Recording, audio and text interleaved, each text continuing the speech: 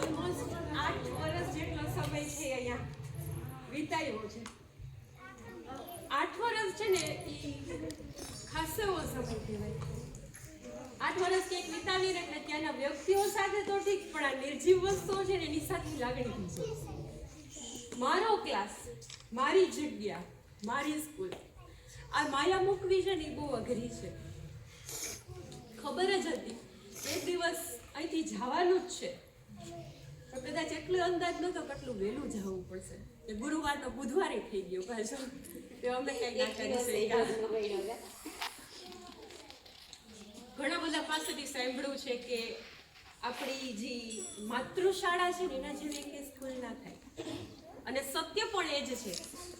આપણને ખબર છે કે આપણે પ્રાથમિક શાળાનો શિક્ષક અથવા તો પ્રાથમિક શાળાનો અનુભવ છે ને આપણે ખુદ ક્યારેય ના ભૂલી શકીએ, કારણ કે ત્યાંથી આપણને એકડો શીખવાડેલો છે.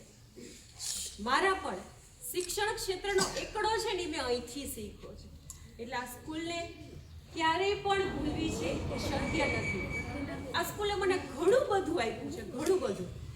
8 વર્ષનો અનુભવ તો ઠીક, બેસ્ટ ટીચરનો ટેગ મને આ સ્કૂલમાંથી મળ્યો છે. એ લાઈફ ટાઈમ સાથે રહેશે મારી.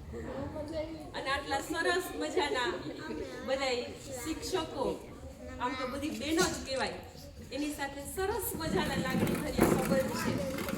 ભલે આપણો સાથ કદાચ આ જ દિવસ પૂરતો જ રહેશે, પણ જે સંબંધ છે, તમારી સાથેની જે લાગણીઓ છે, સરસ મજાની યાદો છે, આ જીવન જોડે લઈને જઈ રહી છું.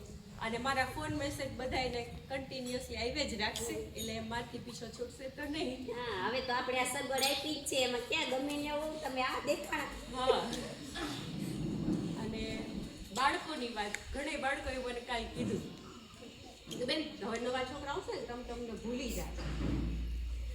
વાલા પ્યારા બાળકો તમે હતા અને આ જીવન રહેશો.